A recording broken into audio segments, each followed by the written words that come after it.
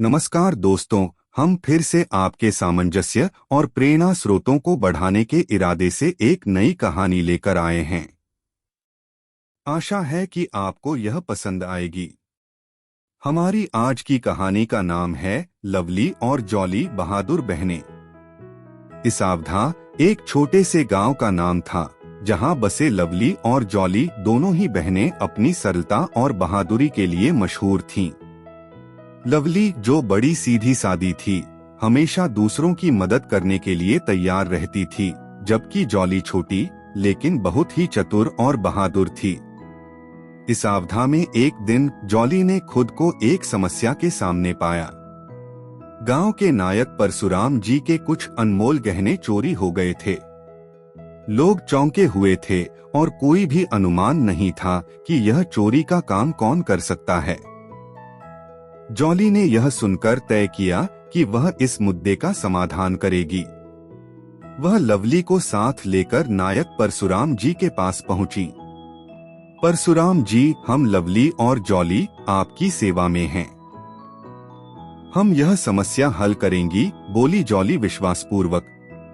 परशुराम जी ने उन्हें मुस्कुराते हुए स्वीकार किया और उन्हें अपनी सभी साक्षात्कारी विचारशीलता को उपयोग करने की अनुमति दी। लवली ने सोचा कि गुमान से बाहर होकर देखा जाए, और उसने गांव के चर्च में एक छाया में छुपे अन्य गांव वालों से बातचीत करने का निर्णय लिया। जॉली ने खुद को एक चोर के रूप में सजाकर गांव के चारों ओर चुपके से घूमने जाने का निर्णय लिया। दोनों बहनें मिलकर गांव के हर कोने में तलाश करती रहीं और अचानक जॉली ने एक छुपे हुए गांव वाले को देखा। उस पर संदेह हुआ और पूछताछ करने लगी। वह सहम गया और घबराहट में उसके हाथों से गहनों की पोटली सबके सामने नीचे गिर गई।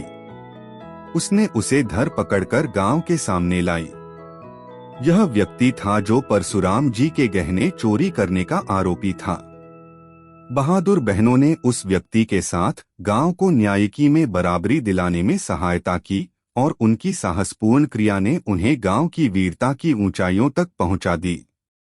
गांव वालों ने लवली और जॉली की बहादुरी को सराहा और उन्हें गांव की असली नायिका कहा।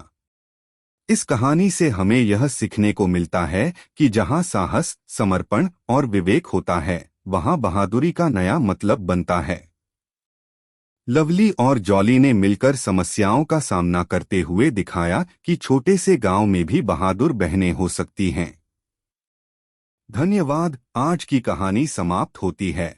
हम फिर हाजिर होंगे एक नई प्रेरणादायक कहानी के साथ। अगर आपको हमारी कहानियां अच्छी लगती हैं तो हमारे चैनल को लाइक करें और सब्सक्राइब करें, ताकि हम और भी प्रेरणादायक कहानियां लाएं।